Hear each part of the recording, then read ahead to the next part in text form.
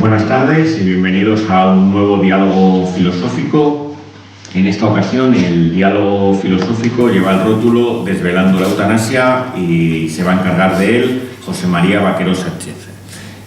José María es licenciado en Filosofía y doctor en Derecho, director del Colegio Norfolk y del tema que nos va a hablar hoy tiene un libro publicado por la editorial Verbum en 2019 que se puede comprar en papel y en digital y que el título, se lo digo textualmente, es La eutanasia de las aristas de la buena muerte y sus aristas. Entonces, si después del diálogo quedan ustedes interesados, pues compren el libro porque está muy bien. Y aparte ya digo que se puede descargar tanto en vegetal como en digital. Pues cuando quieras, José María, te escuchamos. ¿Le tengo que dar ya? Está dado. Bueno, pues buenas tardes. Muchísimas gracias por la invitación. En primer lugar, pues al Centro Riojano y en particular a Carlos por tener la amabilidad de invitarme y pensar que un diciembre frío en Madrid yo podía contar algo interesante y que además haya gente que ha venido, pues es estupendo, así que muchísimas gracias. Tal y como me comentaba Carlos, la idea, ¿no?, es un diálogo filosófico, con lo cual trataré de desvelar qué significa desvelando la eutanasia, tratar de explicar realmente por qué he puesto ese título, ¿no?, porque Carlos me decía, pon tú el título y entonces la idea es, bueno, pues explicar un poco la problemática del concepto de eutanasia, porque es un concepto problemático, muy problemático a mi juicio, hacer un pequeño repaso por el intento de juridificación que se ha hecho en España del asunto de la eutanasia hasta que ha culminado en el año 2021 en una ley sobre la eutanasia, única en el mundo, en el sentido de que no hay ninguna ley, al menos que yo conozca, ¿no?, que tenga la palabra eutanasia. De hecho, les explicaré un poco cuando se habla de las referencias que se toman para hacer determinadas leyes, en concreto esta, pues siempre dice, bueno, pues la legislación holandesa, Holanda fue la pionera en realizar una ley sobre eutanasia. Curiosamente, la palabra eutanasia no aparece en la ley holandesa, ni en el título de la ley, ni en ninguno de los contenidos, con lo cual, bueno, pues es una situación un poquito paradójica que luego me detendré un poco en explicarla, ¿no? Yo nos movemos en el marco general del materialismo filosófico. Como ha dicho Carlos, yo estudié en Oviedo, tuve la fortuna de no disfrutar directamente a Gustavo Bueno, porque justo el año en el que me iba a tocar de profesor, pues dejó de ser profesor, obligadamente, tal y como supongo que muchos conocen. Pero bueno, lo he disfrutado en conferencias y sobre todo lo he disfrutado pues leyendo y aprendiendo de su magisterio, ¿no? Y Gustavo Bueno tiene una conferencia, tiene bastantes cosas sobre la eutanasia, ¿no? En concreto, pues tiene en el sentido de la vida un capítulo de una epígrafe dedicado a la eutanasia. Tiene un artículo en el Basilisco bajo el seudónimo de Pedro Belarmino, que escribía bajo ese seudónimo, fantástico. Y tiene una conferencia en la Montaña Mágica, que la pueden ver por internet, que es extraordinaria. Y una de las cosas más interesantes de todas las que dice Gustavo Bueno es que el concepto de eutanasia, conceptualmente, pues es un concepto ya problemático. Problemático porque si la muerte es buena, entendiendo por buena, pues en los organismos vivos, ¿no? Si no existiese la muerte, pues habría una sobrepoblación y sería imposible la supervivencia, ¿no? Por lo tanto, si la muerte es buena, es un término tautológico, y si la muerte es mala en otros contextos, pues sería un término contradictorio, ¿no? Entonces, realmente el objetivo que yo quiero hoy aquí, aparte de contarles las cosas que les voy a contar, es tratar de discutir si se puede legislar algo que se llame eutanasia. Y ustedes me dirán, hombre, pues si hay una ley que se llama Ley Orgánica de Regulación de la Eutanasia, pues no hay más que hablar sobre el tema. Pues yo creo que sí. Yo creo que aunque existe una ley que se llama así, sí que hay mucho que hablar acerca de si es posible juridificar la eutanasia, ¿no? Para eso lo primero que voy a hacer es un pequeño análisis del concepto partiendo de esta contradicción que señala Gustavo Bueno. Y el concepto de eutanasia, pues, como todos saben, se compone de dos términos, ¿no? El eu y el thanatos. El eu significa más o menos bueno y el thanatos muerte. Y aquí ya tenemos el primer problema, porque ni bueno ni muerte, pero sobre todo bueno, son términos que tengan un único significado, ¿no? E incluso los diferentes significados que puedan tener esas palabras son contradictorios entre sí, con lo cual realmente cuando hablamos de eutanasia, ¿qué estamos diciendo, no? Pues dependiendo del significado que le demos a los términos, pues diremos unas cosas o diremos otras. Evidentemente no es lo mismo bueno en un sentido ético que en un sentido moral o político. Sin embargo, cuando se habla de eutanasia, pues parece que todos estamos entendiendo lo que todo el mundo entiende sin entender nada, ¿no? Recuerda un poco aquello de San Agustín con el tiempo, ¿no? Cuando decía, si no me preguntan qué es el tiempo, pues creo tenerlo clarísimo, pero en cuanto me preguntan y me dicen que hay una definición, pues empiezo a tragar saliva porque no sé realmente lo que es, ¿no? Con lo cual, bueno es un término polisémico y que necesita de ser acompañado, ¿no? Es un término, lo que la tradición escolástica se llamaba sincategoremático, ¿no? Es un término que necesita ser acompañado para tener sentido, pues no es lo mismo un bien ético que un bien moral, que un bien político, que un bien jurídico, que un bien biológico. Entonces, para no aburrirles demasiado, les pongo algún ejemplo de cada uno de ellos, y esto sí que lo he desarrollado más, por si a alguien le interesa, pues en el libro que citaba antes Carlos está desarrollado un capítulo en cada uno de estos, ¿no? Por ejemplo, bueno en sentido biológico. En sentido biológico, bueno significa que las acciones que los individuos, y no las personas, ¿no? Los individuos de una especie, luego meteremos este concepto de persona, porque además en la ley de eutanasia no se habla de paciente, a pesar de ser una ley diseñada, ¿no? por el Ministerio de Sanidad, sino que se habla de persona, curiosamente. Es algo que es muy llamativo y que luego, si quieren, también nos detenemos un poco. Bueno, pues en principio, bueno, en sentido biológico, pues tiene el significado pues puramente reproductivo, ¿no? Una acción buena de un individuo dentro de una especie, pues es aquella que permite desarrollar alguna de sus funcionalidades, ¿no? La reproducción, la alimentación. Con lo cual, una acción buena biológicamente, es aquella que contribuye al mantenimiento de la especie. Con lo cual, dentro del ámbito de los organismos vivos, que no son humanos, luego los humanos también tendremos seguramente ese componente de bondad, aunque no exclusivamente porque también somos personas, cualquier acción buena es aquella que contribuya a la reproducción de la especie, incluso aquellas en las que el organismo que contribuye al mantenimiento de la especie muera al contribuir al mantenimiento de la especie. El ejemplo, pues lo conocen todos perfectamente, ¿no? La mantis, ¿no? La mantis, el macho de la mantis muere en el acto reproductivo que permite mantener la especie, por lo tanto, esa muerte es una muerte eutanásica, es decir, es una muerte buena porque, a pesar de que desaparece el individuo, su acción contribuye al desarrollo de la especie.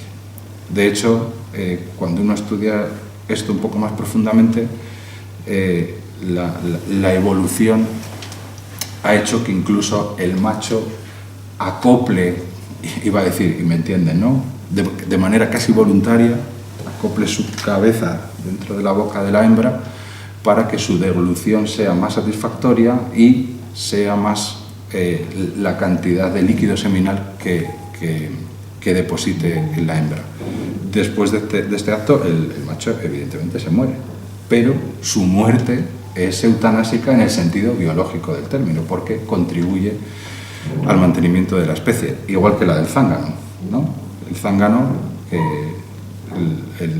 el acto reproductivo se lleva a cabo en el aire, ¿no? Lo que se llama el vuelo nupcial, una expresión muy bonita, ¿no? El vuelo nupcial de las abejas, pues el macho tampoco aguanta, ¿no? y cae desplomado justo después de terminar y en ese momento se muere.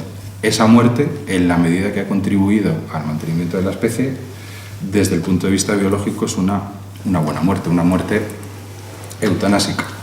Sin embargo, trasladar este esquema biológico al ámbito de la dimensión humana de las personas, pues no, ahí no funciona, porque los individuos humanos no somos solamente un individuo de una clase que contribuye al mantenimiento de la especie, sino que además de eso tenemos una dimensión personal irrepetible. Y eso hay que tenerlo muy en cuenta a la hora de analizar cuestiones como las que tienen que ver con la eutanasia o la ley de eutanasia. Con lo cual, lo biológicamente bueno puede ser biológicamente bueno en ese ámbito y puede ser no bueno o no eutanásico en otros ámbitos. Hay evidentemente muchísimas más dimensiones, ¿no? Además de la dimensión médica, la dimensión psicológica, ¿no? Fundamentalmente en psicología, con el inicio a partir de los años 60 de una disciplina que se llama tanatología, pues la buena muerte es aquella que, bueno, pues produce o se produce en una situación placentera de ausencia de dolor, ¿no? La muerte calmada, la muerte tranquila, ¿no? Que pueda ser un poco desde algún punto de vista la muerte de Suetonio, ¿no? Aunque la muerte de Suetonio tiene también un componente, perdón, la muerte de Suetonio, que lo cuenta Marco Aurelio, ¿no? No, Marco Aurelio. No. Augusto, sí, sí. La muerte de Augusto que cuenta Suetonio, ¿no? En la vida de los 12 Césares, es una muerte placentera en el sentido de que él pregunta, ¿no? Oye, he vivido bien, mi vida ha sido una vida placentera, pues entonces ya se muere tranquilamente, ¿no? Con lo cual, esa muerte es eutanásica en ese sentido psicológico, aunque también es muy interesante, lo que pasa es que no nos podemos entretener, todos los componentes teatrales, ¿no? Que tiene ese aspecto de la muerte de Suetonio, ¿no? Con lo cual, esa muerte de haber vivido una vida buena, placentera, hace que descanse, ¿no? Y que su muerte sea buena. Sin embargo, también en el ámbito humano, pues dependiendo de las diferentes épocas, se considera buena o mala muerte, pues en el sentido de la ideología que haya instaurada en cada una de las épocas. Por ejemplo, lo que se considera buena muerte en la Edad Media, pues probablemente hoy no lo consideremos buena muerte, ¿no? La buena muerte en la Edad Media es aquella que está producida por la capacidad que ha tenido el moriturus de despedirse de sus seres queridos, hacer testamento, acompañarles, aconsejarles, etc., de poderse haber confesado y demás. Y entonces, si esa muerte se produce, pues es una muerte placentera, aunque sea dolorosa, porque ha descargado, ¿no? Digamos, sus últimas voluntades, ¿no? Sin embargo, lo que se considera buena muerte en la Edad Media, probablemente hoy no tengamos esa perspectiva, ¿no? De despedirte de los seres queridos, hacer testamento, etc. Y hoy en día seguramente pues nuestra muerte medicalizada vaya por otros derroteros distintos y no consideraría una buena muerte ese tipo de muertes en la Edad Media. Hay un libro muy interesante que se llama La muerte en Occidente, de Philip Arias, donde estudia muy bien todo este tránsito de diferentes concepciones acerca de la muerte que se dan desde el mundo antiguo hasta el mundo nuestro actual, donde él habla de la muerte medicalizada, que es un poco la época en la que nos toca vivir, ¿no? Por lo tanto, tenemos ámbito biológico, ámbito psicológico. El ámbito jurídico es inagotable para hablar de la buena muerte, aunque, como les decía, solo hay un sitio donde se ha establecido una ley que habla de la eutanasia, ¿no? Entendiendo como eutanasia no buena muerte, porque la ley de eutanasia española habla de eutanasia como una acción encaminada a conseguir no el paciente, sino que la persona se le ponga fin a su vida con una acción directa y donde no haya dolores. Esa es la definición de eutanasia según la ley, ¿no? Según la ley. Con lo cual, imagínense lo problemática que es esa definición cuando antes no has analizado ni has tenido en cuenta toda esta multidisciplinariedad ni esta multiplicidad de significados que tiene tanto bueno como muerte, ¿no? En el ámbito jurídico, pues como les decía, la primera ley que hay, no de eutanasia, sino es ley de terminación de la vida a petición del paciente y suicidio asistido, así se llama la ley holandesa. ¿Vale? Esa ley tuvo un impacto muy grande porque fue la primera que aprobó el suicidio asistido. En esa ley no se habla de eutanasia, no se cita la palabra eutanasia, prácticamente no se cita la palabra eutanasia. Y esa ley en principio pues se construyó después de 20 y tantos años de debate interno. El detonante de esa ley fue un caso de un médico que decidió que un niño que había nacido con espina bífida pues decidió no hacer lo suficiente como para que pudiera seguir viviendo, y esa ley desencadenó todo ese debate, ¿no? Porque el médico pues alegaba razones de fuerza mayor para no intervenir, porque pues no había posibilidades de éxito, seguramente si lo sabía ese niño no podría desarrollarse como persona, en fin, tomó esa decisión y a partir de ahí, el caso Alkmaar se llama, hay todo un proceso grandísimo de debate acerca de la cuestión y finalmente se establece esa ley, que dicho sea de paso, es una ley que en principio era muy restrictiva en cuanto a las condiciones para poder aplicarla, y el paso del tiempo ha hecho que determinados casos que en principio no estaban contemplados en la ley, actualmente sí lo estén. De hecho, en el libro yo comienzo con una cita de una chica que se llama Aurelia Browser, que es una chica de 18 años que tiene esquizofrenia y que solicita que se le aplique el suicidio asistido y se lo conceden, ¿no? Eso era inimaginable cuando se hizo la ley. Esto es lo que llaman los críticos de las leyes de eutanasia, les sonará a lo mejor la expresión pendiente resbaladiza, ¿no? Es decir, que empieza siendo muy, muy, muy restrictiva, pero luego la dinámica de la realidad hace que se vaya abriendo más, donde de alguna manera pues quepan cosas que en principio no estaban planteadas para que cupiesen ahí, ¿no? Después a Holanda o Países Bajos le sigue Luxemburgo con una ley muy parecida, pero en estas leyes iniciales, ya les digo, las condiciones de las que hablaban siempre eran de pacientes terminales, y eso también hay que tenerlo en cuenta porque en la ley española no aparece la palabra terminal. En nuestra ley española de eutanasia no aparece la palabra terminal, cosa que pues también es muy llamativa, ¿no?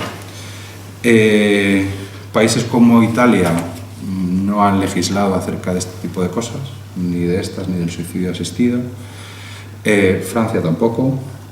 En España sí ya hemos visto que sí. Luego les contaré un poco, así muy rápidamente, dónde empezó todo esto y cómo se ha desarrollado y finalmente cómo ha cristalizado.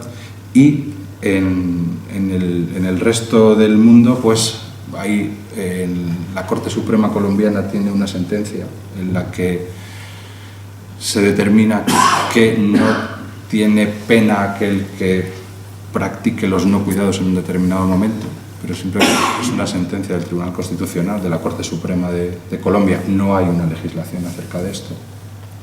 Y sí que hay sobre el suicidio asistido en Washington, en Oregón y en algunos otros estados, pero en ninguno de ellos, como les digo, aparece la palabra eutanasia. Todo es suicidio asistido o ayuda para morir, e incluso en nuestra ley, en la ley española, al final se repite más veces la palabra ayuda a morir que eutanasia, que solo aparece un par de veces en el título y en otra. Curiosamente se habla de ayuda al suicidio, ¿no? Con lo cual, por eso yo le había dicho a Carlos que pusiera ese título de Desvelando la eutanasia, porque realmente qué es lo que se está legislando, ¿no? Que es un poco a donde quiero yo llegar con ustedes, ¿no? También es muy interesante analizar cómo se da esto y que los países, Holanda, Luxemburgo, etcétera, son países de tradición protestante, ¿vale? En los países católicos les cuesta un poquito más legislar acerca de estas cuestiones, porque como ustedes saben, la cuestión de la libertad individual, y no entro yo a valorar estas cuestiones de la libertad individual, está un poco más restringida, digamos, en favor de la comunidad en los países católicos que los países protestantes, y esto también creo que influye bastante a la hora de de legislar acerca de las últimas voluntades, etcétera, pero bueno, esto es otra cuestión, ¿no? Bueno, por no seguir bueno, hay múltiples ámbitos donde aparece el concepto de buena muerte, biológicos, jurídicos, psicológicos, etcétera, y se dan contradicciones entre ellos. De hecho, mi propuesta es que el término eutanasia es un término poliédrico, de ahí lo del título del libro, ¿no?, de las aristas del poliedro, y además es un poliedro en el que sus aristas son contradictorias, es decir, no es un poliedro armónico, y lo que puede ser entendido como una buena muerte en un ámbito, por ejemplo el biológico, pues es inimaginable e impensable y completamente inaceptable en el ámbito humano, ¿no? Es decir, que alguien pues muera por perpetuar la especie, como hace por ejemplo el zángano, ¿no?, salvo en algunas circunstancias, ¿no?, que pueden ser casos concretos, pero en principio creo que el término eutanasia es un término de los términos más problemáticos que uno se pueda encontrar por la multiplicidad de significados que tiene, y solo hemos hablado de bueno, porque parece que muerte pues es un poquito más fácil o menos polisémico, aunque también lo es, ¿no?, porque la muerte no solamente es en los organismos pluricelulares, no solamente es la apoptosis, ¿no?, sino que en otro tipo de ámbitos, en la riqueza del ámbito humano, pues también hay otros tipos de muerte, ¿no? Es decir, la muerte social a veces puede ser peor, ¿no?, que la muerte física, ¿no? De hecho, la condena al ostracismo que hacían nuestros clásicos era prácticamente peor que dejar de vivir, ¿no?, porque no tenías, la idea de alejarte era la de no tener influencia, ¿no?, en el resto, cosa que puede ser pues mucho más problemática, ¿no? Bueno, en definitiva, el concepto de eutanasia es un concepto muy problemático. Yo, cada vez que pienso sobre él, me resulta bastante más problemático. Y les confieso que no pienso demasiado, porque cuando uno hace una tesis doctoral sobre este tema, pues termina bastante cansado. De hecho, yo hice mi tesis en el año 2013, donde no existía... Bueno, existían algunos planteamientos de leyes de suicidio asistido, de terminación de la vida, a petición del paciente, de disponibilidad de la vida, etc. Pero eran planteamientos de grupos minoritarios, políticamente hablando. Eran planteamientos pues, desde Pilar Rahola, que estaba yo creo en Esquerra Republicana, a los Verdes, a Izquierda Unida. No tenían más del 8% del apoyo del Parlamento, ¿no? Con lo cual era una cuestión que, si quieren, luego también podemos discutirla. ¿Por qué? Porque a mí también me parece un poco peculiar, ¿no?, que haya sido la tradición de la izquierda quien haya planteado este tipo de cuestiones, ¿no? Pero era algo completamente minoritario, ¿no? Y sin embargo, pues la ley de eutanasia, en su exposición de motivos, habla de un gran consenso acerca de lo que la mayoría de la población quiere, un gran consenso también de la doctrina bioética, así en singular, cosa que es, bueno, pues como todos ustedes saben, tremendamente problemática, porque no hay una doctrina ética, por supuesto, ni ética, ni por supuesto bioética. Hay múltiples, y como pasa con los significados de eutanasia, múltiples y contradictorias, ¿no? No es lo mismo una bioética cristiana que una bioética, pues, no cristiana, por decir ninguna en concreto, ¿no? Con lo cual, la problemática es grandísima, ¿no?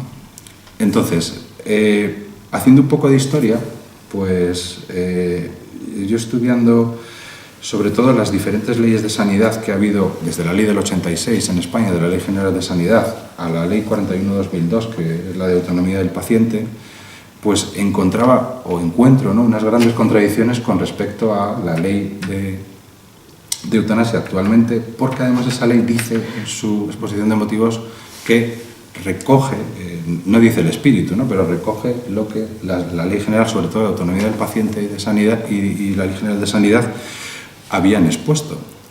Y sin embargo, en esas leyes, pues que tienen, a mi juicio, muy acertadamente ese componente ético que tiene la medicina, ¿no?, de cuidado del individuo, de cuidado del paciente, definen al paciente como aquella persona que necesita de cuidados para restaurar su salud, y en ningún caso, ni la ley del 86 ni la ley del 2002, establecen que una de las funciones de la medicina sea la de administrar una sustancia que provoque la muerte del paciente, que así es como se define eutanasia en la ley actual que tenemos en España, ¿no?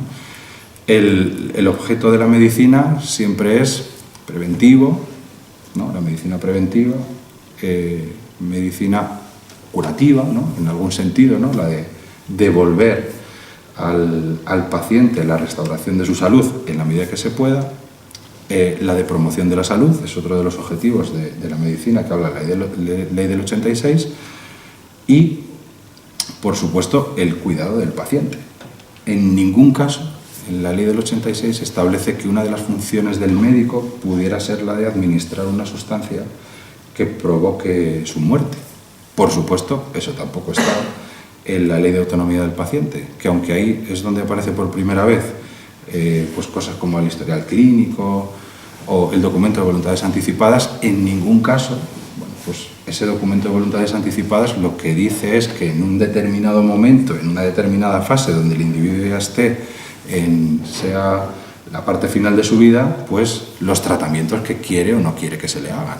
Pero en ningún caso, como les digo, y esto es algo, yo creo, que muy grave, ¿no? Desde mi punto de vista. Es decir, porque compromete a la profesión médica.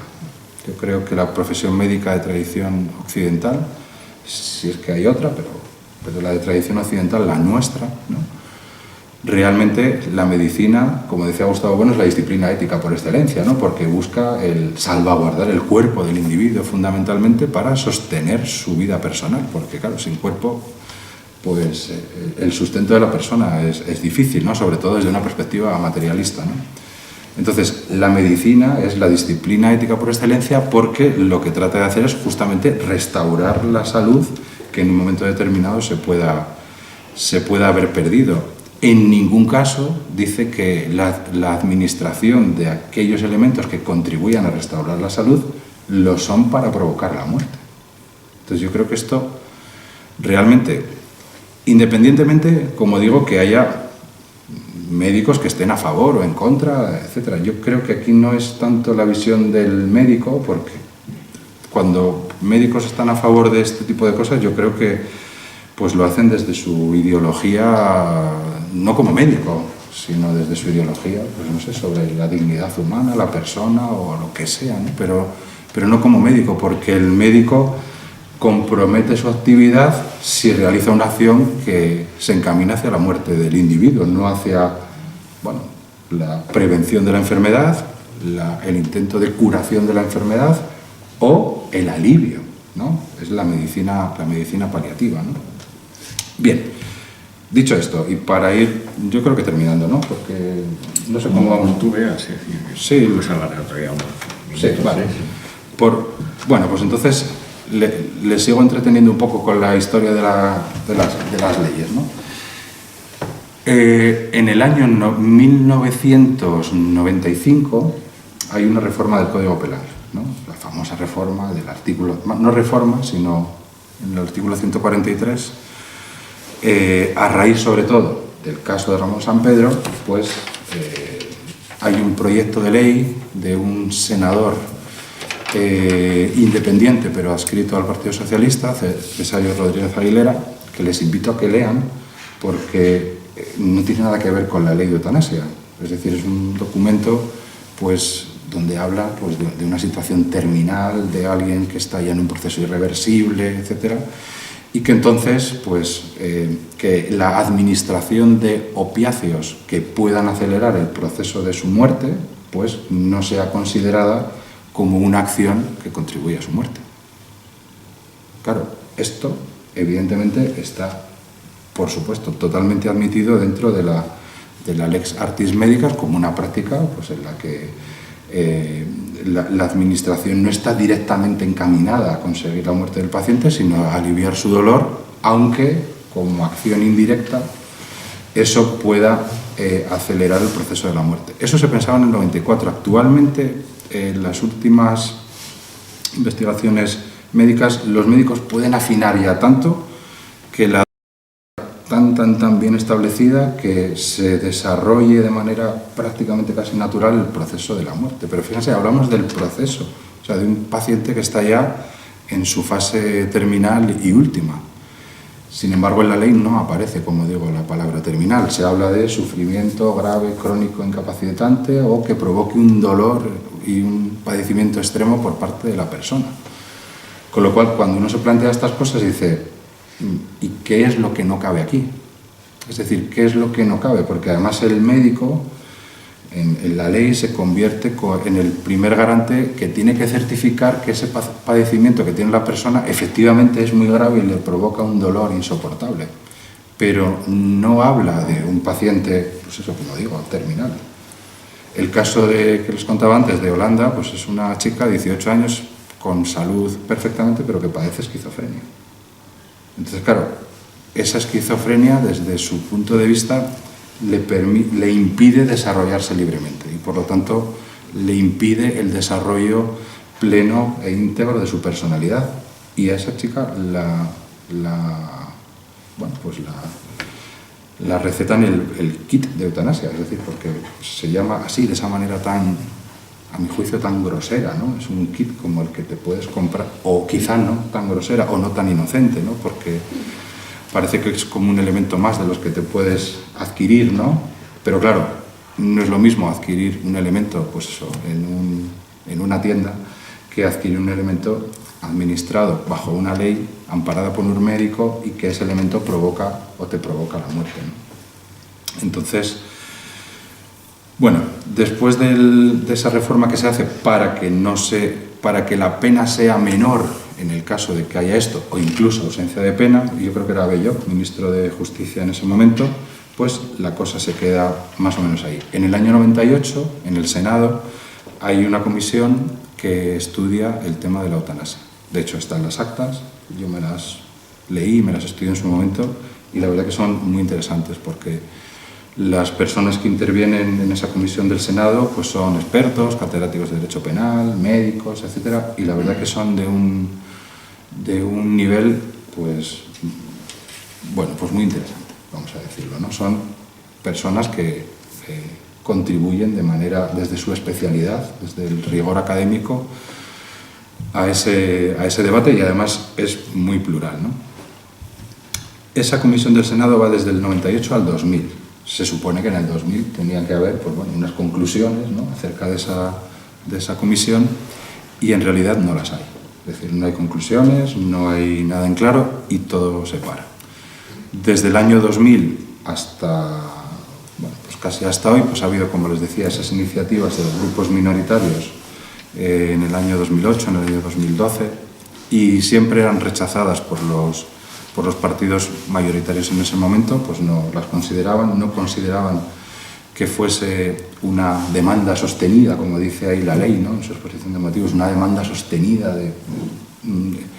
Yo estudié también en su momento las encuestas del CIS, etcétera, no aparecía, lo máximo que aparecía era en 8º lugar en alguna de las encuestas, con lo cual no existía esa preocupación. Y bueno, al final, en un determinado momento, pues esos grupos que en principio eran minoritarios por la nueva configuración del Parlamento, que, como saben, hay desde hace un tiempo, pues se han convertido en mayoritarios juntos, y se ha aprobado esta ley, ¿no?, que además empezó siendo una proposición de ley. Como saben, las proposiciones de ley tienen otro trámite mucho más corto, ¿no?, que las propuestas. Y ese trámite más corto pues hace que hubiera, pues, no una comisión de expertos que estudia fuera, que fuese al Senado, en fin, todos los trámites que tienen otro tipo de iniciativas legislativas, y que, bueno, pues finalmente pues se aprueba.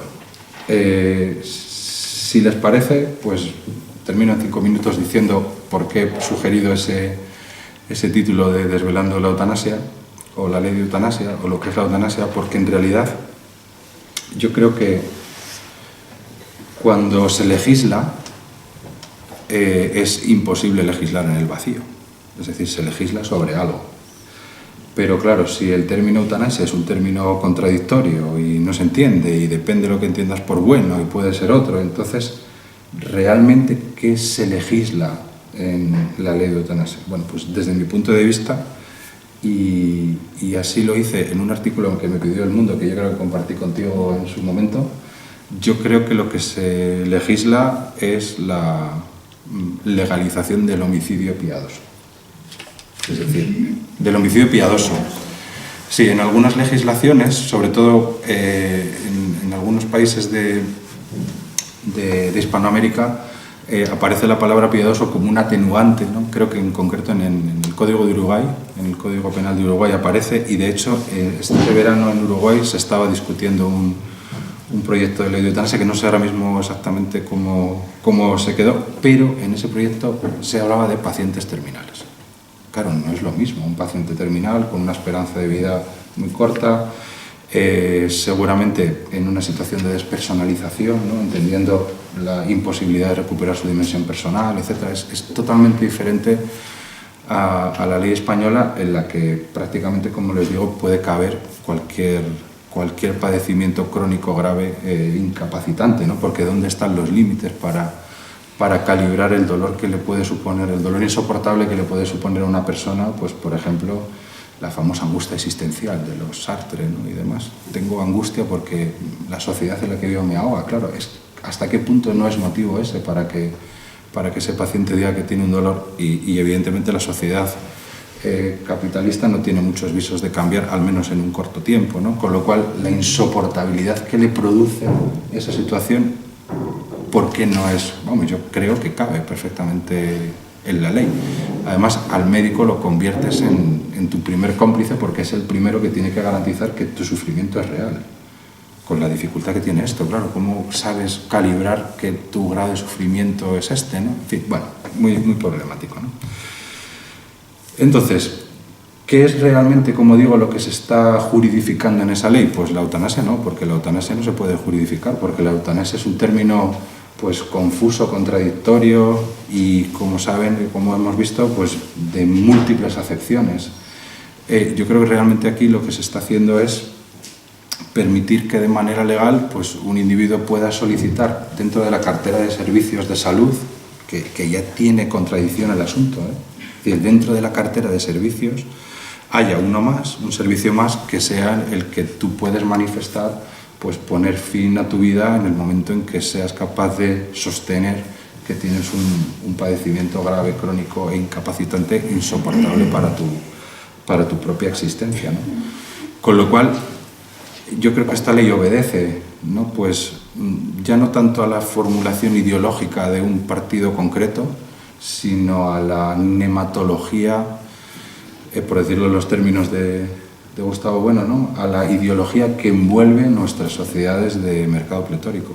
Es decir, donde pues, lo interesante es que haya productos de consumo, y este pues, es uno más de ellos, pero uno más de ellos que nos compromete como sociedad. Esa es mi posición. Creo que dentro de los productos de consumo, entre elegir una determinada marca de coche u otro, pues eso no nos compromete como sociedad, pero entre elegir vivir o morir, y que además esa administración te la haga un médico, yo creo que sí nos compromete, y mucho, como sociedad.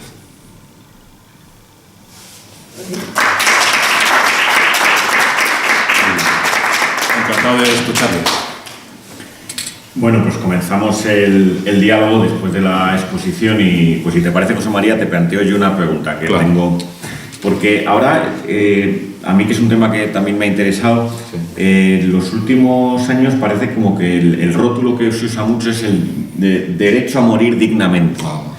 Y a mí es curioso porque, claro, bueno, partiendo del hecho de que ese derecho no es un derecho natural, porque ¿dónde está escrito, no? Si no hay derechos naturales, sin perjuicio de que no cuestionemos, por así decir, que uno se pueda matar. Claro, lo que aquí se discute es que ¿por qué el Estado tiene que hacerte a ti ese trabajo? ¿No? Es decir, que claro, involucrar al Estado para que te mate es una cuestión que es, o sea, ¿por qué ese salto, no? Entonces, ¿cómo veías tú también, si no te parece también una contradicción en los términos, el propio rótulo ese de derecho a morir como un derecho positivo que se supone que el Estado te lo tiene que garantizar, igual que te tiene que garantizar la vivienda o lo que sea, ¿no? Pero claro, con la diferencia de que aquí hay una invasión totalmente de lo que sería un ámbito del individuo, ¿no? donde se supone pues eso, que ¿por qué este derecho y no, por ejemplo, otro derecho que fuera el derecho a la felicidad, ¿no? Que también aparece en Estados Unidos, ¿no? Es decir, ¿por qué ya, si puedes involucrar al Estado para que te garantice, pedirle que te dé ese derecho, se le puede pedir prácticamente ya cualquier cosa? Sí, vamos, es una total contradicción. De hecho, la expresión derecho a morir pues es contradictoria, ¿no? Porque un derecho se supone que tiene que haber un titular que disfrute de ese derecho, y si ese derecho implica la eliminación del titular, pues evidentemente es una contradicción absoluta. Otra cosa es lo de derecho a morir con dignidad. Vale, ahí en la añadidura de con dignidad sí puede entenderse como a morir de una determinada manera, pero volvemos otra vez a lo mismo. La palabra dignidad o la idea o el concepto de dignidad tampoco tiene un significado único, ¿no? Y lo que pueda ser dignidad en un contexto, ¿no? El ejemplo que ponía Bueno, tan interesante, ¿no? Del general prusiano que le pegan un tiro por la espalda, ¿no? Claro, eso es una mala muerte, es una muerte indigna, ¿no? Porque por la espalda significa que has huido, ¿no? Tienes que morir con el disparo en el pecho, ¿no? Entonces, la palabra dignidad es otra palabra también que daría casi yo te diría que invites a alguien para que haga un análisis de esa palabra y dedique un diálogo, porque claro, la palabra dignidad es, pues bueno, también una palabra muy difícil, que se ha tratado también mucho de filosofía, ¿no? Desde Kant, y claro, pues contradictoriamente, ¿no? Y está ahí mezclado el tema del suicidio también, como lo has comentado. Claro, evidentemente el suicidio pues, es un acto que hace un individuo y no compromete en principio al Estado, salvo en aquellos momentos de la historia, sobre todo en la Edad Media, donde el suicida sí tenía unas consecuencias, ¿no? Su alma, ¿no? El alma, ¿no? Que pervivía, pues estaba en pena, ¿no? por haberse suicidado, y además de la consecuencia espiritual también había una consecuencia o algunas consecuencias de carácter un poco más terrenal. De hecho, el suicida, como saben, no era enterrado en Camposanto, fuera, con lo cual para la familia, ¿no? Y para el entorno social era pues una deshonra. Y también en el caso del suicida, pues si tenía propiedades tampoco las heredaba la familia, con lo cual ya procuraban que no se suicidase nadie, o lo menos posible, ¿no? Porque sí que tenía, además de esa trascendencia espiritual del alma en pena, unas consecuencias materiales bastante evidentes, ¿no? Con lo cual, la dimensión médica tiene que ser la dimensión ética, desde mi punto de vista, ¿no? Y yo creo que en vez de hablar de eutanasia deberíamos hablar de una sociedad de los cuidados, ¿no? Es decir, de unos cuidados que lo que hagan es que la última parte de las personas, donde en algunas de ellas hay efectivamente pues, mucho dolor y una irreversibilidad, pues que ese paso hacia la muerte pues se dé con los menos dolores posibles. Pero es que esto se hacía antes de la ley. Es decir, antes de la ley, los médicos, en su quehacer de cuidado, ya procuraban paliar lo máximo posible con los medios que tuviesen en su momento, no el despenador que tienen, por ejemplo, en algunos países de América Latina, que es que te pones así de cúbito y te pegan un golpe en la espalda y entonces, claro que no sufres, no te enteras de que has muerto, ¿no? Pero toda esa práctica de cuidados en el final de la vida es una práctica habitualísima en la práctica de la medicina, con lo cual no hacía falta que al médico le dijeses, oye, al paciente hay que cuidarlo, porque ya lo hace por la propia idiosincrasia de su actividad. Entonces, contradicciones, yo veo muchas y por todos los lados y cada día más, pero efectivamente sí. Pues abrimos el... Voy, un segundo, que llego con el micro.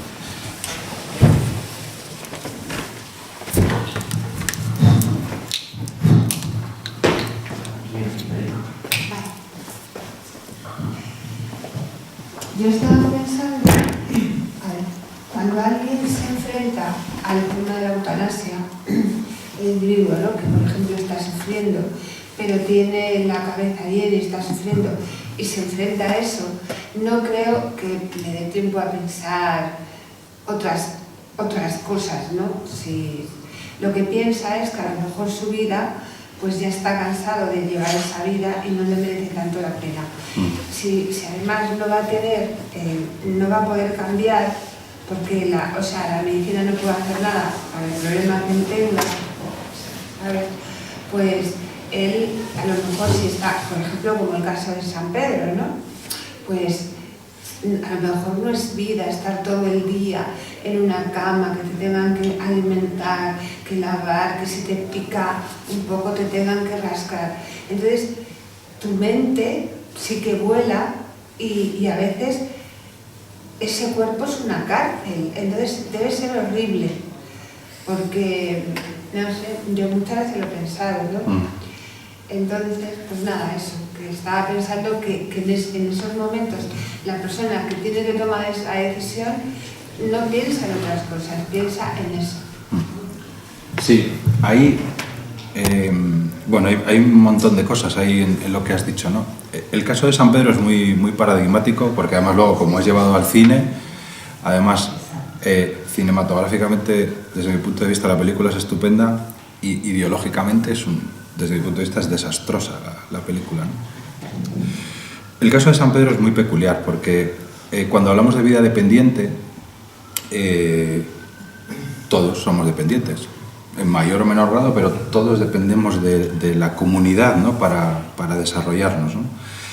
Y desde mi punto de vista, lo que tiene que hacer una sociedad no es tanto legitimar, en el caso de San Pedro, mi conciencia de que soy un inútil o que soy como has dicho, encerrado me recordaba a Platón, lo de la cárcel del alma, ¿no? Está ahí encerrado. Pero claro, eso es porque probablemente la sociedad no te haya dado las soluciones que necesitas para poder desarrollar tu vida de manera lo más íntegra posible. El caso de San Pedro es muy peculiar, porque el caso de San Pedro es una renuncia voluntaria por su parte a los cuidados de la sociedad. Es muy, muy, muy curioso. Él tenía primero un grupo de amigos que lo que trataban de hacer era tratar de ayudarle a recuperar su firmeza, con una expresión así muy bonita, ¿no? Porque enfermedad, ¿no? La palabra enfermedad es infirmus, ¿no? Falto de firmeza. Y los deseos de morir, que son pues completamente legítimos. De hecho, la tanatología de la que yo hablaba antes, pues la inicia una enfermera que en la Segunda Guerra Mundial, Elisabeth Kubler-Ross, se da cuenta de que cuando alguien pues, cura a los que están heridos, ¿no? La mayoría, cuando llegan heridos con mucho sufrimiento, piden, pégame un tiro para terminar con mi vida, ¿no? Porque no quiero sufrir. Pero ella descubre, al hablar con muchos de ellos, que el enfermo que sufre mucho pasa por diferentes fases y que si en esas fases hay un acompañamiento y hay un cuidado, esa primera fase de deseo de morir se va desvaneciendo, ¿no? Entonces, claro, en el caso de San Pedro lo que le pasó es que cambió su grupo de amigos, que eso además se ve muy bien en la película, porque tiene ahí un sobrino que le está diciendo yo quiero que vivas porque quiero... Cambia su grupo de amigos por otro grupo de amigos que son los de la Asociación a Derecho a Morir Dignamente. Entonces, claro, esa asociación de Derecho a Morir Dignamente lo que hace no es ayudarle a recuperar su firmeza, sino lo que le ayuda es a reafirmarse en su, perdónenme la expresión, en su inutilidad. Y entonces lo que hacen es reforzarle el hecho de que efectivamente nadie puede vivir así, ¿no? Con lo cual esa asociación es la que hace que cambie, porque San Pedro efectivamente pues escribía, además escribía poemas, era un hombre lúcido, etcétera, pues que podía tener una vida personal. Es decir, la vida personal no depende en este caso del movimiento, depende de tu desarrollo integral y de tu influencia en la sociedad, ¿no? Como contrafigura de San Pedro, pues tenemos a Hawking, ¿no? Stephen Hawking, que su situación era bastante peor físicamente que la de San Pedro, o la de otra persona contemporánea de San Pedro que se llamaba Ramón Romagnac. Ese hombre fantástico desde el punto de vista de la firmeza con la que defendía su posición, porque tenía una lesión medular peor que la de San Pedro. Creo que la de San Pedro era C7 y la de suya era C4, o sea, cuanto más arriba es peor la lesión. Pero justamente este hombre, y además salía en televisión, yo lo recuerdo decir que además él mantenía una postura, lo decía literalmente, laica y marxista, así, tal cual decía, ¿no? Y entonces, claro, yo lo que quiero es que el Estado me ayude a tener una vida lo más digna posible, pero para eso necesito todos los medios como necesitamos todas las personas. Entonces, claro, Fíjese la gravedad que significa que uno se ve a sí mismo como una persona inútil cuando sí que puede tener una vida personal. Porque efectivamente en el caso de San Pedro podía tenerla.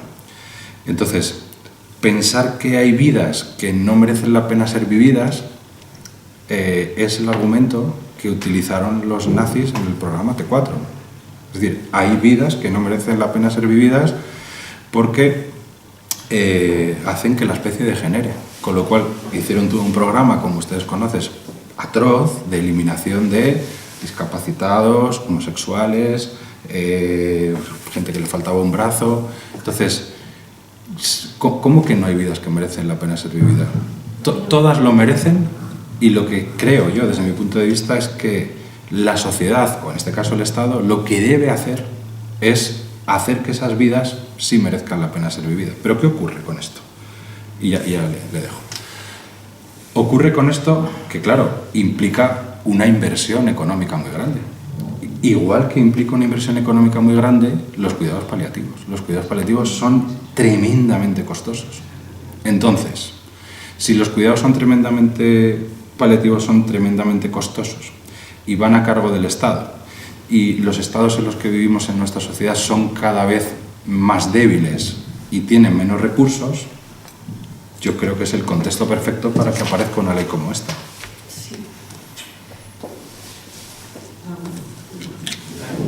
Es decir, que la ley obedece no a la, creo yo, a la ideología de un partido en concreto, sino que obedece a la nematología de la sociedad de consumo en la que vivimos. Bueno, yo solamente quería resaltar que la diferencia está en que San Pedro era una opción que tomaba él como persona, y hombre, lo de los nazis, o sea, lo toman otros por nosotros, ¿no? O sea, yo no lo considero igual. Claro. O sea, eso lo tomas tú, o sea, es una opción personal. Que sí que puedes tener, incluso pienso que cuanto más mundo, bueno, no, pero pienso que debe ser horrible, de verdad, pienso, tener una mente muy clara y no poder, pues eso, físicamente, pues no poder andar, no poder ducharte, en fin, todos los problemas físicos que tenía, no poder disfrutar de lo que de verdad es en general la vida, ¿no? O sea, no poder hacer casi nada, porque dependía siempre de otras personas para todo. Entonces, y después lo de antes, que claro, es una opción personal de él, no la toman otros por él. Ya está. Había, y vamos, que hay bastantes palabras, luego estaba este señor, usted.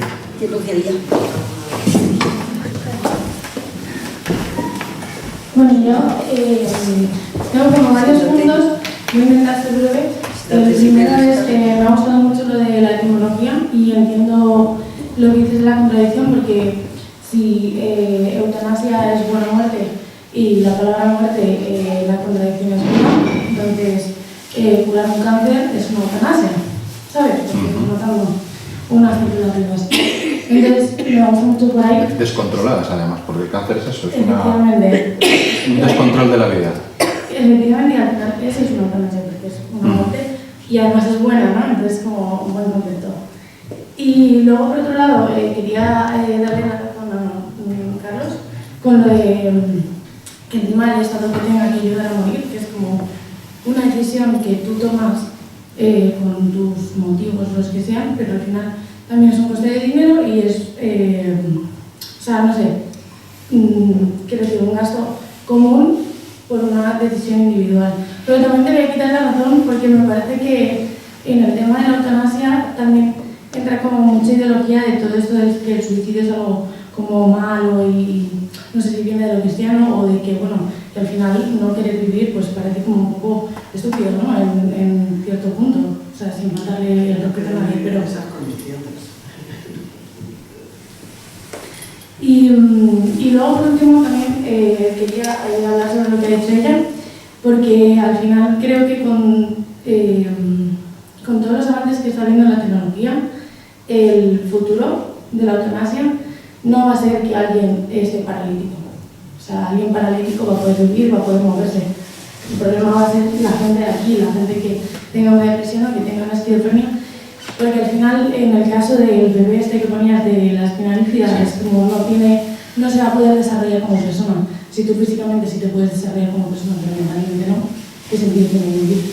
Entonces creo que el futuro de la eutanasia va a ir más por ahí. Y al final, legalmente, como no está, como es algo muy subjetivo, si no estás dentro de mi cabeza, yo no estoy dentro de la tuya, por muy doctor que seas, por muy psicólogo que seas, por muy psiquiatra que seas, ¿cómo mides eso y hasta qué punto puedes dar un sí o un no en ese sentido de la salud mental de alguien? Sí, es que no sé, ¿tu pregunta exactamente? ¿O sea, es más una reflexión lo que has hecho, más que una pregunta? De Sí. la salud mental y de... El suicidio no es, vamos, no es que esté mal visto. El suicidio es realmente un problema de la sociedad.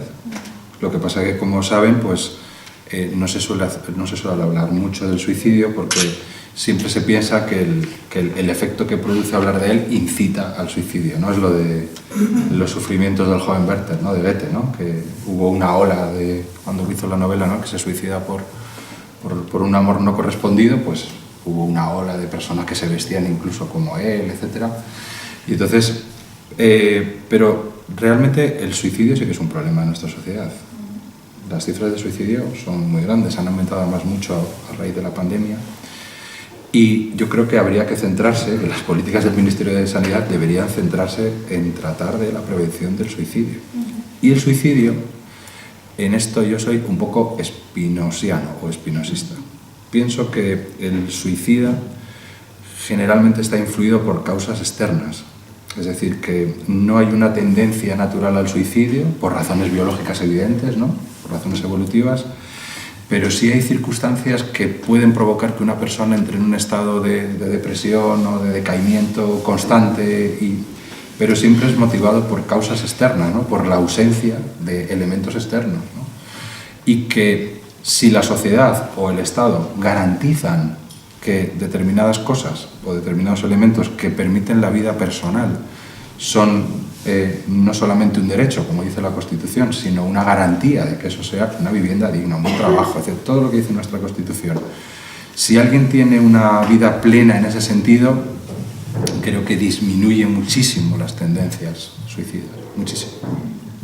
Es decir, el suicida, decía Schopenhauer, que el suicida es alguien que ama la vida, pero como la vida le trata tan mal, pues no tiene más remedio que quitársela, ¿no? Pero en realidad el suicida es un amante de la vida, ¿no? Pero hay que ayudarle. Insisto en lo mismo que decía antes. En una sociedad donde nuestros estados son cada vez más débiles, cada vez es más difícil garantizar las condiciones que desarrollen una vida plena de los individuos, ¿no? Entonces...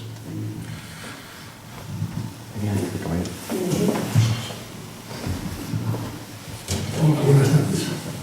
Es una pena que un tema tan interesante tenga usted tan pocos oyentes. Bueno, pero son buenos, que es lo importante. Hay otros temas, pero voy a hacer un par de comentarios. Cuando se habla de la muerte digna, a mí me suena un poco a eso de la ayuda al buen morir o la ayuda también al suicidio voluntario, al suicidio querido. El suicidio asistido. Asistido, Sí. claro. ¿No sería mucho más lógico la ayuda al buen vivir? Claro. Que Claro. sería prácticamente lo mismo, pero al revés, y sobre todo con una legislación en la que ni siquiera se habla de la pena. Yo le pongo un caso.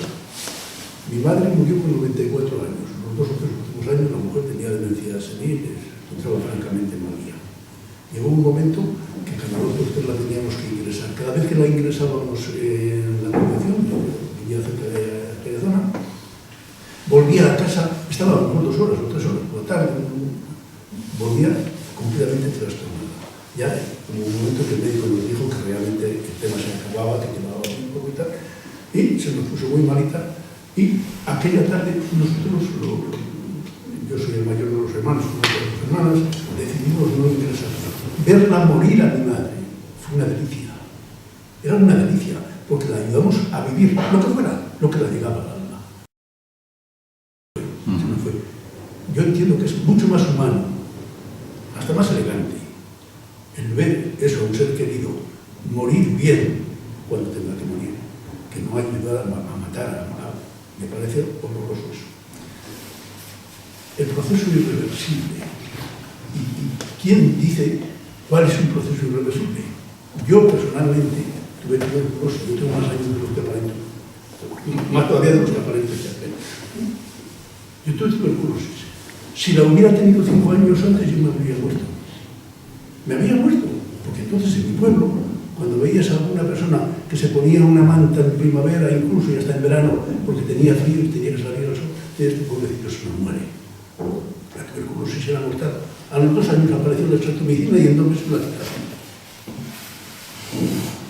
Yo creo que la vida tiene un límite. Yo soy religioso, desde luego. Entiendo que eso, uno viene a este mundo con una hora de nacimiento y una hora de muerte, y viene prevista, y hasta ahí hay que ayudarle en todo lo posible. Hay otro último comentario que a mí personalmente lo entiendo como conferenciante, puesto que está en la calle, no cabe duda, pero personalmente me ha dolido lo del coste económico.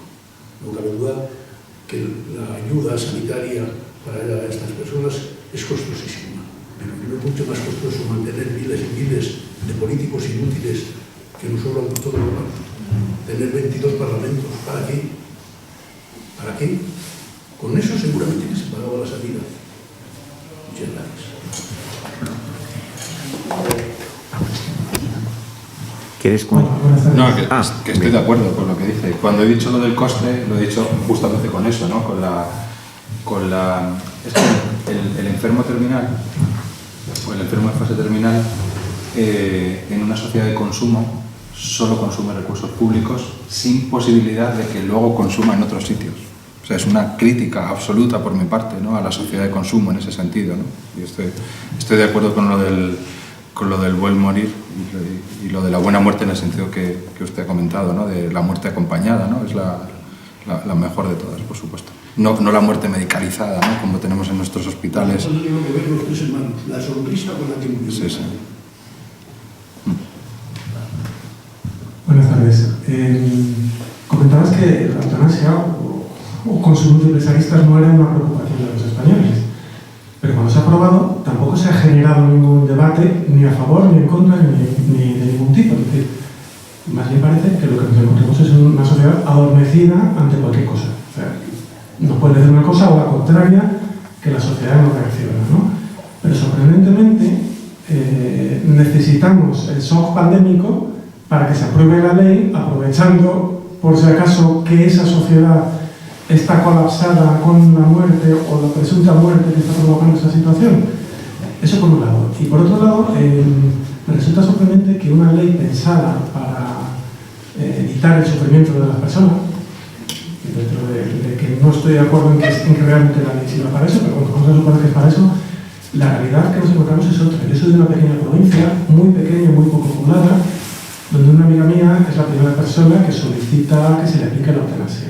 La eutanasia se le niega en varias ocasiones por el procedimiento que regula la ley. La aprobación final que se consigue es porque su cuñado es médico, es decir, hay casi más presiones personales para encajar esa situación con los supuestos de la ley. Todo esto hablamos de un periodo muy largo de años, estamos hablando desde la aprobación de la ley hasta este verano pasado en concreto.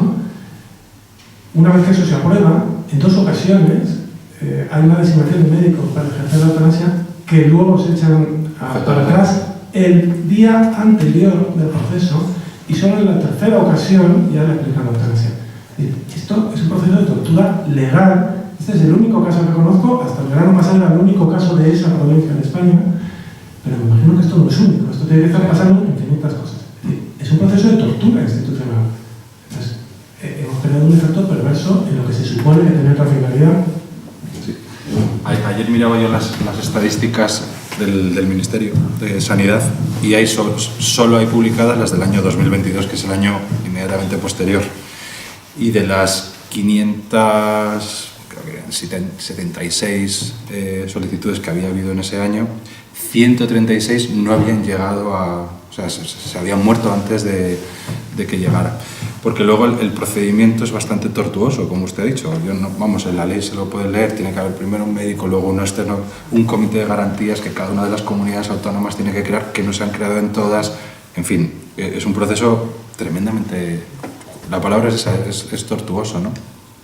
Y vamos, las que vi ayer fue del año 2022, como digo, sí, 530 y algo, 176 no habían llegado a término, ¿no? Con lo cual, sí, yo es que creo que he dicho bastante. Muchísimas gracias. Completamente de acuerdo en lo que se está legislando ahora, es un suicidio asistido y que gracias a la metodología actual capitalista favorece esta ley. Me gustaría plantear un caso que se está dando ahora últimamente, que es que gracias al desarrollo de esta ley y gracias al desarrollo de los trasplantes de órganos en la historia, se están considerando candidatos de donantes de órganos a estos pacientes que se les aplica la eutanasia o el suicidio asistido.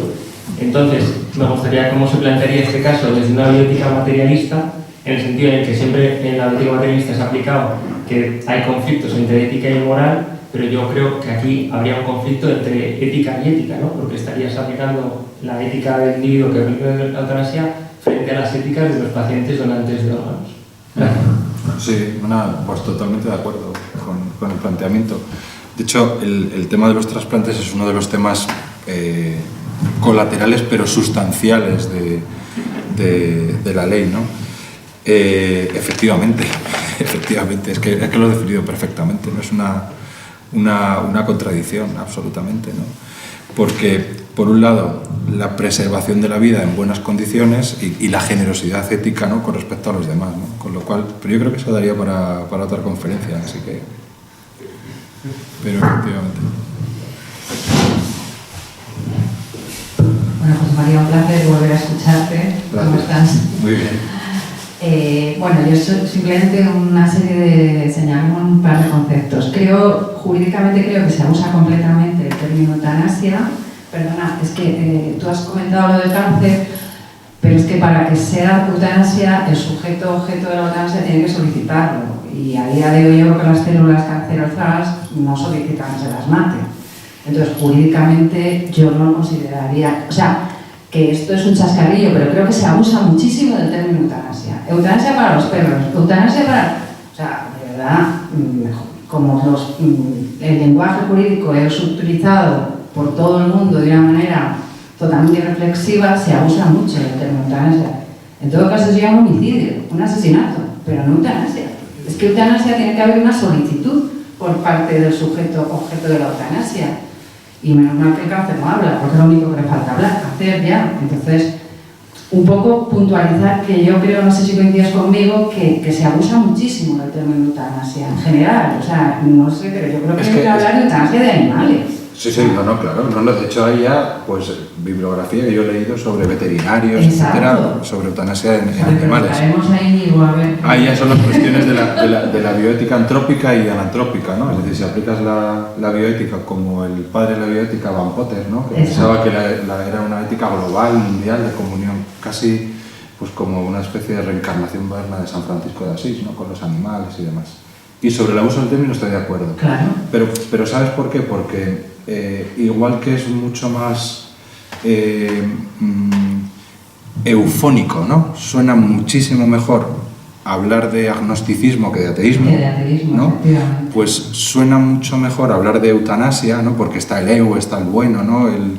Que hablar de suicidio asistido, claro, porque el suicidio globalmente se considera un mal, ¿no? Con lo cual, yo creo que el término correcto sería suicidio asistido. Eso es. Daría para otra conferencia. Claro, de hecho, en todas las legislaciones, desde la holandesa, bueno, si tú lo has estudiado muy bien, ¿no?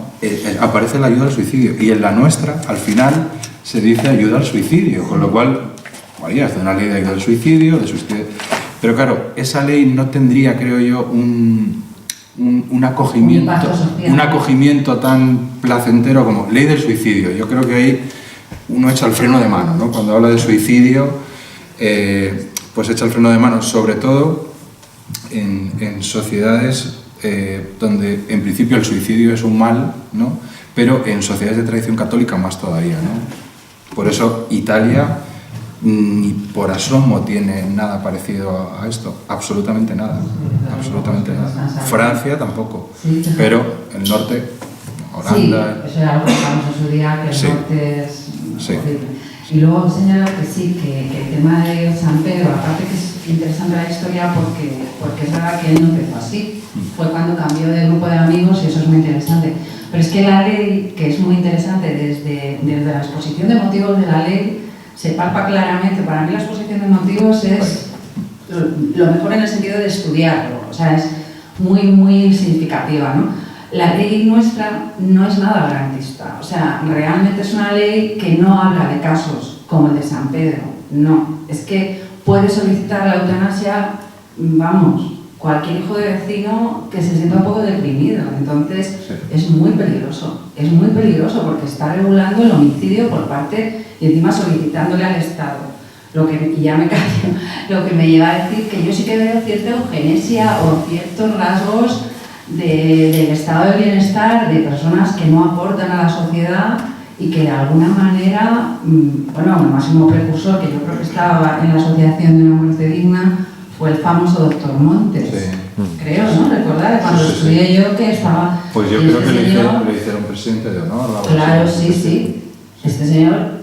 personas a partir de cierta edad que entraban por las urgencias del hospital, no me acuerdo si era de Getafe o de Leganés. El Severo Ochoa. Todos sabemos lo que hacía, pues presidente de honor de una muerte digna. Entonces, cuidado con este tema, porque como muy bien has dicho tú, los enfermos terminales de cáncer, y desgraciadamente mucha gente tenemos cerca, si es que esa práctica ya se hace. Si una persona que está muriéndose de cáncer se le seda, o sea, si es que no hace falta pasar por todo eso. Entonces, esta ley es en absoluto garantista y es una ley que legitima el homicidio por parte del Estado solicitado por el fallecido, por el sujeto del homicidio. Entonces, es muy peligroso legislar esto y estoy contigo, José María. El caso además de Montes, sí. Los que vivimos en Madrid desde hace tiempo, yo lo viví en primerísima persona. Además me compré el libro porque escribí un libro, no recuerdo el título del libro, pero lo leí y él defendía, pues eso, un derecho individual, la dignidad de la vida, el desarrollo de la libre personalidad, cosa que es complicada, ¿no? Es decir, el desarrollo de la libre personalidad, salvo que creas en la supervivencia del alma y que sea el alma la que lo pervive, pero si la acción implica la muerte ya es complicado el desarrollo de la personalidad, ¿no? Y las leyes, como sabes muy bien tú, tienen que estar encaminadas primero al desarrollo de la personalidad, pero para eso tiene que haber sujeto que pueda recibir ese desarrollo de la personalidad, ¿no? Tiene que haber sujeto vivo, ¿no? Y en el libro Montes pues hablaba mucho de esto, de hecho hizo un decálogo que utiliza la asociación, pero en el libro, curiosamente, yo cuando lo leí dije, anda, mira qué curioso. Decía, claro, es que lo que ocurre es que en el hospital no tenemos sitio para los enfermos. Pero es que y los tenemos. Claro. Y los tenemos en los pasillos en camas. Pero claro, entonces aquí estamos hablando de otra cosa. Es decir, ya no es la dignidad de la persona o el desarrollo de su personalidad, sino que es una cuestión de que no tiene recursos suficientes para tratarlos a todos. Con lo cual, de alguna manera, ¿cómo seleccionas a aquellos que están dentro de una habitación, en un box o en...? Y esto está escrito. Vale, luego un juicio, él salió absuelto, creo recordar, y demás. Sí, salió absuelto y héroe de una determinada ideología. Porque no había autopsias. Sí. Ese era el problema. ¿El qué? Que no había autopsias. Ya. Como ya no podían. Sí, estaban desbordados en el hospital. Pues nada, pues apliquemos más recursos. No es una cuestión de... Como no se aplican más recursos, no solicito o abogo o lucho porque los haya, sino que lo hago es legitimar que un individuo pueda estar tan desesperado que llegue un momento dado en el que solicite morir. Y encima el Estado se lo facilita. Pero él no preguntaba, Ya. Pero yo me pongo en el caso de un médico que hizo una carrera y ha dedicado toda su vida a procurar la vida y el bienestar de la gente, que en un momento determinado le llegue a alguien y le diga, es que este señor ha pedido plebe. Habrá un médico que lo haga, por supuesto que todo lo va a entender, pero me imagino que la inmensa mayoría de los médicos, gente con sentido común, y eso, acostumbrados a dar la vida, cuando llega un caso de esos, joder, ¿qué haces? Te tiene que tener el pulso. Pero todo, bueno, ese es otro debate, luego ya con la cerveza, vamos, que esto se sabía que estaba pasando. Coged el micro, porque si no es que se oye mal luego en el vídeo. Ha fallecido hace un mes mi vecina, que era médico y además era farmacóloga, ¿no? Y ella, de cáncer, ya era la tercera vez, y hablando con la familia le había dicho a sus compañeros que no le pusieran más medicación para alargar 3 meses ese sufrimiento. Y ella ha dicho que no, porque además, como era médico, sabía el proceso que iba a tener su cuerpo. Y como además era farmacólogo, pues sabía todo el proceso. Y incluso casi más me decía su marido que el médico que la trataba. Entonces ella pidió que ya dejara el sufrimiento. Claro, pero eso es diferente, porque dentro de la ley de la 41/2002 de autonomía del paciente, uno puede renunciar a los tratamientos, ¿no? Pero renunciar a un tratamiento voluntariamente, justamente como en el caso que comentas, que ya sabe perfectamente cuál va a ser el desencadenante, efectivamente eso está, vamos, completamente lícito y es una decisión personal. El problema aquí en este caso es que aquí para llevar a cabo la eutanasia, para llevar a cabo la eliminación del sujeto, hace falta la participación de un tercero en el que yo creo que lo que se hace es comprometer su profesión. Es decir, el médico que ante un paciente que está ya en la última fase y sabe que esos medios no van a contribuir a mejorarlo, no es lo mismo que la administración de una sustancia que provoque la muerte. Es completamente diferente. Vamos, de hecho yo en el artículo que hago en El Mundo hablo de homicidio a petición. Así, literalmente. Es que técnicamente es así. Sin consecuencia penal, claro. Bueno, una pequeña reflexión y seguir una pregunta. A ver, todo esto estamos hablando del tema del gasto económico y demás. Me recuerda un poco, me pregunto, ¿por qué se aprovecha esta ley para incluir una corriente de gente, por ejemplo, que venga derivada del sistema de salud mental y que, como posible tratamiento, por llamarlo de alguna manera, pues se les recete esta muerte asistida? Si lo vemos desde el punto de vista de cómo funciona el sistema de salud mental que tenemos en España, que es un sistema que se basa en el tratamiento sintomático de enfermedades para las que no se busca un origen. Por ejemplo, una persona con depresión se le recetan los antidepresivos, pero en ningún momento se trata la causa de esa depresión. Es decir, ya se da por hecho que una persona que no tiene un trabajo digno, que no tiene una vivienda y que sus condiciones de vida son del todo lamentables, por darle una pastilla, por darle una medicación, ya va a dejar de tener depresión. Se hace un tratamiento sintomático de algo que en realidad no funciona. A mí me parece, no sé si estás de acuerdo, que dentro de ese contexto del sistema de salud mental que tenemos, que lo que hace es tratamiento sintomático de enfermedades mentales, que al final no se acaba curando el paciente, sino que se le acaba metiendo en una espiral de consumo de medicamentos, de consumo de medicamentos y además que van cambiando, que cada vez aumentan la dosis, etcétera, etcétera. No sé si te parece razonable dentro de este contexto, aunque esté totalmente en contra de ese sistema, que el tratamiento sintomático de una depresión o de una ausencia de las ganas de vivir, que aquí también voy a hacer un apunte. Al final, la persona que dice que tiene deseo de morir, creo que en ningún caso nadie desea morir. Y lo que no se desea es vivir de esa manera.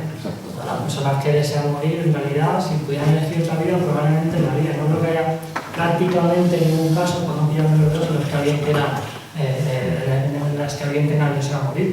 ¿Y no te parece que claro, un tratamiento al final un poco único para curar el síntoma de la ausencia de ese deseo de vivir es la muerte? Porque al final no puede haber otro. ¿Cómo tratas el síntoma, ¿no?, de una persona que tiene ausencia de vivir? Al final, a mí todo esto me parece una consecuencia, no sé si estás de acuerdo, en que de este sistema lo único que hace es tratar el síntoma de una enfermedad mental y que no, por todo esto que hemos hablado, nunca se va a meter a tratar la causa de por qué esa persona realmente no quiere vivir. Sí, vamos, es interesantísima tu reflexión y estoy de acuerdo con ella. De hecho, aquí hay creo que para abordar lo que comentas es interesante abordarlo desde el punto de vista de la responsabilidad. Es decir, en casos de depresión, ¿quién tiene la responsabilidad? Es decir, la responsabilidad es de las causas externas que hacen que el individuo esté deprimido, o la ausencia de elementos que no le hagan estar deprimido, o la responsabilidad es del individuo. Pues, desde mi punto de vista, en nuestras sociedades lo que han conseguido es la segunda, es que el individuo crea que la responsabilidad de su estado es suya. Entonces, claro, si se consigue eso ya, difícilmente hay tratamiento. Difícilmente hay tratamiento. Esto lo he leído en un libro que se llama Sedados. No recuerdo el autor, Davis puede ser, luego lo miro y te lo digo. Es un libro fantástico, se llama Sedados y justamente analiza esto, ¿no?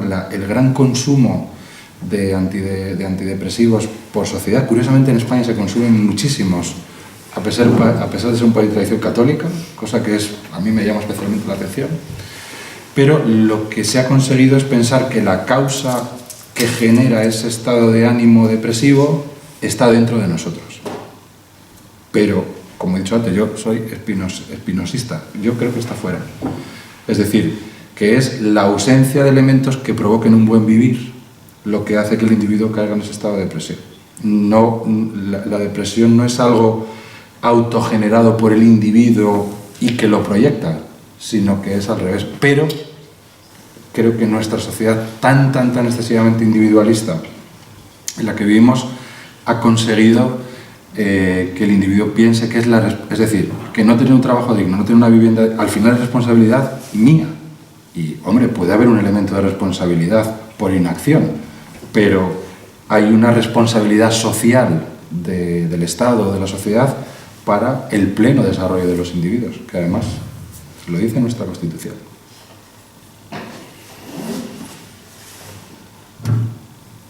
No. Bueno, Pues muchas gracias. Pues muchas gracias, José María.